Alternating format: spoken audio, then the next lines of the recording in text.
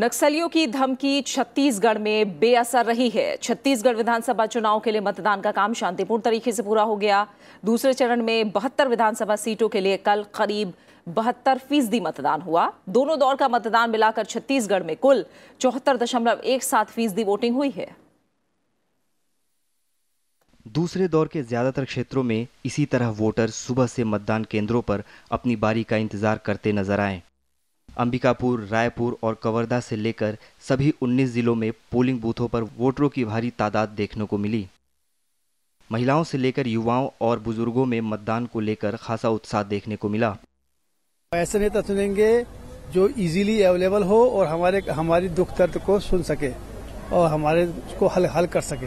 यही चाहेंगे कि गांव का विकास हो और जो भी मजदूर वर्ग हो उनका सहयोग मिले सरकार से, यही चाहेंगे हम। वोट डालना चाहिए, कभी भी जब भी अधिकार मिले वोट डालने का तो बिल्कुल डालना चाहिए। वोट छोड़ना नहीं चाहिए कभी भी। छत्तीसगढ़ में दूसरे और अंतिम चरण में 119 महिलाओं समेत 1079 उम्मीदवार चुनाव मैदान में थे। सबसे ज्यादा 46 उम्मीदवार दक्षिण रायपुर सिटी और सबसे कम 6 उम्मीदवार विंद्रा बागड़ विधानसभा सीट पर थे। इस चरण के लिए कुल 19,336 मतदान केंद्र बनाए गए। इनमें से 2000 से ज्यादा मतदान केंद्रों पर वेबकास्टिंग की सुविधा मुहैया कराई गई। बीजेपी प्रदेश में अपनी जीत को लेकर आश्वस्त नजर आ रही है। मुख्यमंत्री रमन सिंह ने कवर्धा में मताधिकार का इस्तेमाल करने के बाद राज्य में लगातार चौथी बार अपनी सरकार बनाने का दावा किया। छत्तीसगढ़ में भारतीय जनता पार्टी का स्पष्ट बहुमत के साथ 65+ हम एक 65 सीट को जीतकर फिर से सरकार बनाने जा रहे हैं और भारतीय जनता पार्टी चौथी बार फिर से छत्तीसगढ़ में सरकार बनाएगी।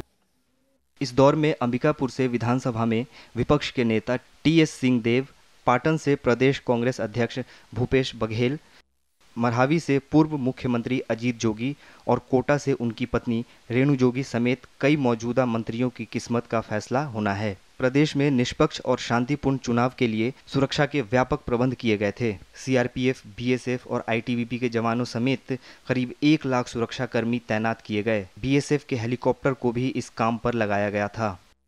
छत्तीसगढ़ में इस बार भी लोग घरों से निकले और अच्छी संख्या में मतदान किया। हालांकि ईवीएम की खराबी की छिटपुट घटनाओं को छोड़कर मतदान यहां शांतिपूर्ण रहा। लेकिन इस बार छत्तीसगढ़ के चुनाव में जहां अजीत जोगी का फैक्टर कई सीटों पर त्रिकोणीय मुकाबला लेकर आया है, तो वहीं बीजेपी के सामने शायद अपने गढ़ को बचाने की ये सबसे बड़ी चुनौती है। रायपुर में सरोज दास के साथ पंचानन मिश्रा, राज्यसभा टीवी। छत्तीसगढ़ में दूसरे चरण की 72 सीटों पर संपन्न हुए मतदान के बाद वरिष्ठ उप चुनाव आयुक्त उमेश सिन्हा ने दिल्ली में प्रेस कॉन्फ्रेंस करके मतदान से जुड़ी जानकारी दी। Till now the information received is that 71.93% is the turnout. In the first phase, the turnout was 76.42% against the turnout which was in 2013 75.06. Rajasthan में विधानसभा चुनाव के लिए नामांकन पत्रों की जांच का काम पूरा हो गया है। कल करीब 613 पर्चों को खारिज कर दिया गया। कुल 3,295 उम्मीदवारों ने नामांकन पत्र भरे थे। नामांकन का काम पूरा हो जाने के बाद अब चुनाव प्रचार में तेजी आ गई है। वहीं बीजेपी अध्यक्ष अमित शाह आज बीकानेर में रोड शो करेंगे। वो राजस्थान विधानसभा चुनाव में बीजेपी उम्मीदवारों के समर्थन में रोड शो कर रहे हैं। इसके अलावा बीजेपी अध्यक्ष जयपुर में दोपहर 1 बजे युवारी बात अमित शाह रे साथ कार्यक्रम के अंतर्गत राजस्थान की सभी विधानसभा सीटों के युवाओं के साथ सीधा संवाद करेंगे। लगभग 2 घंटे के इस कार्यक्रम के जरिए अमित शाह राज्य के युवाओं से रूबरू होंगे। वहीं मध्य प्रदेश विधानसभा चुनाव से ठीक पहले बीजेपी की मध्य प्रदेश इकाई आज प्रदेश भर में कमल दिवाली मनाएगी।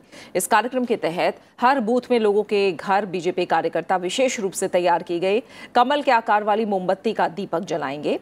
कमल दीपावली के जरिए भाजपा सभी वोटरों को बूथ तक लाने की कोशिश की जाएगी। मिजोरम विधानसभा चुनाव के लिए बीजेपी ने कल अपना दृष्टि पत्र जारी किया। बीजेपी महासचिव राम माधव ने दृष्टि पत्र जारी करते हुए कहा कि सरकार बनते ही 6 महीने के अंदर सड़कों का निर्माण करके उसे नेशनल हाईवे से जोड़ने का काम किया जाएगा। इसके अलावा दृष्टि पत्र में सालों से जारी मिजो भाषा को संविधान की 8वीं अनुसूची में शामिल किए जाने की मांग को पूरा किए जाने का वादा किया गया है। We are committing to develop the road network in the first 6 months of our coming to power, friends. And we are also committing, as part of Prime Minister's grand vision called the Act East. Under the Act East policy, we are planning to connect Myanmar, the borders of Myanmar, to border of Bangladesh through Aizawl city. You will have a 4-lane road connecting at one end the Myanmar border from Aizawl and at the other end the Bangladesh border from Aizawl. The Aizawl will be the epicenter of this 4-lane road connecting two of our neighboring countries, which will enhance the trade opportunities, business opportunities enormously for Mizoram and the people of Mizoram. Congress अध्यक्ष राहुल गांधी ने कल मिजोरम में चुनावी रैलियां की। राहुल गांधी ने BJP पर पूर्वोत्तर की संस्कृति, भाषा, इतिहास को नष्ट करने का आरोप लगाया।